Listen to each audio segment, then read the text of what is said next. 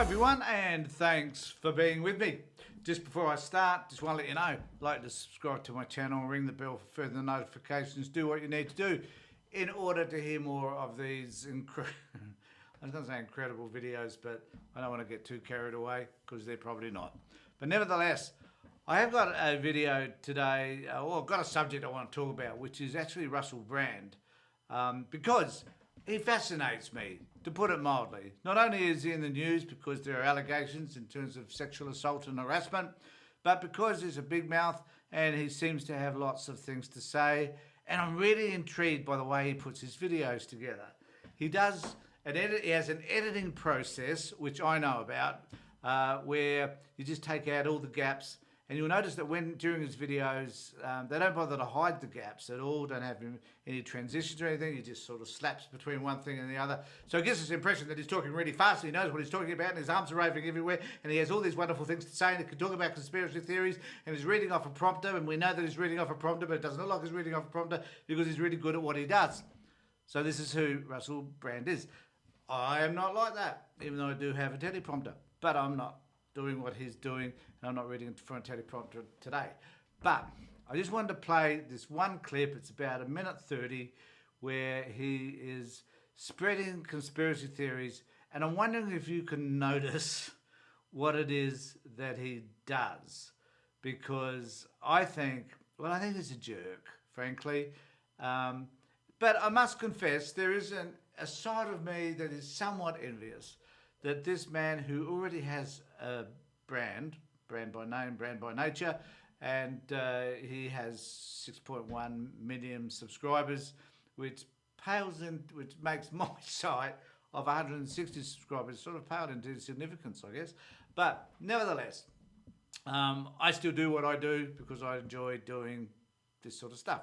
So I'm just going to play this video of Russell, and I want you to think about what it is do you think he's trying to convince us of, particularly when he plays the video of the insurrection. And I'll stop it after he's finished with the insurrection bit.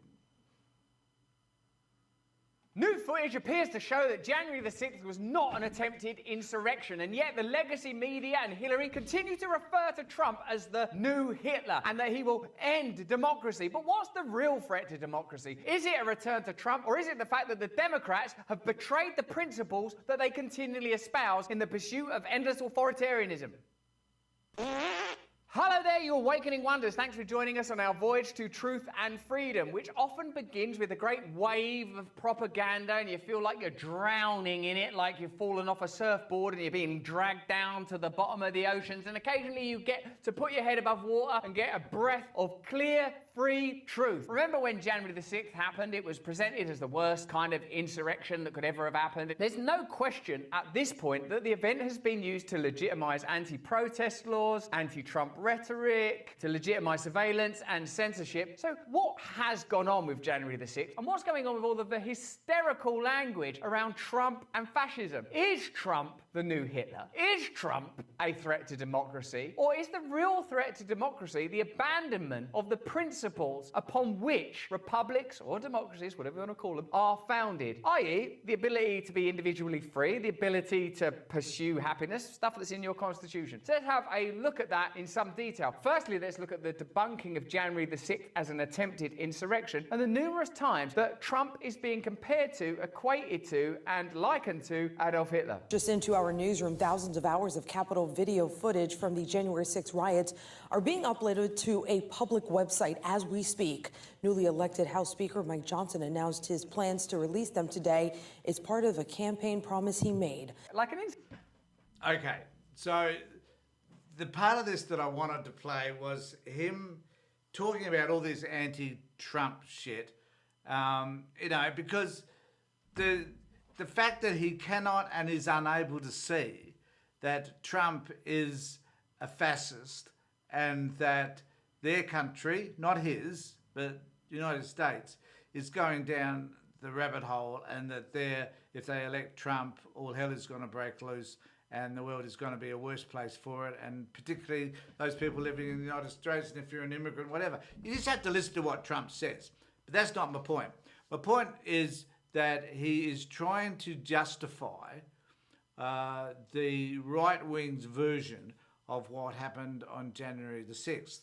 Now, it is obvious that the video, therefore, that he chose to show is the one where they're just casually walking through Congress. And we know, I know, you know, that when you see them bashing through the doors, and you know that one person was shot while trying to break through a door into the House of Representatives, you know that this was a riot, and that you know from the rhetoric from Trump and from everybody else and all those people that have turned against Trump, you know that it was an effort to overturn the Constitution. In fact, it was to overturn the election. We all know that. So why is Russell Brand doing what he's doing?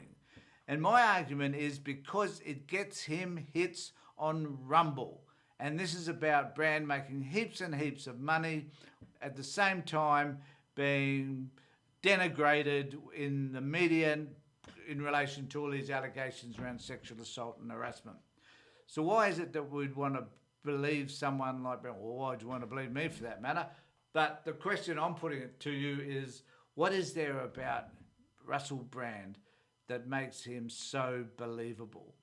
And my guess is that it's because over the years he's built his own brand about who he is and what he stands for, and because he has been a celebrity, he's accumulated millions of viewers who watch what he has to say. And I am questioning now whether what he says is legitimate, because there was a time when he was kind of a reasonable individual in terms of his political views. But now he can see a branding opportunity, literally, to make a difference in terms of the amount of money that flows into his own pocket. So let me know what you think. If you're a Russell Brand viewer, if you support who he is and what he has to say, or whether you too can see through the crap, the shit that spouts out of his mouth and the way he presents it to the public.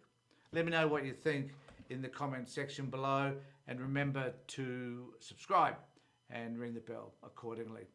Thanks everybody for being with me. Take care, look after yourselves, and more importantly, be safe.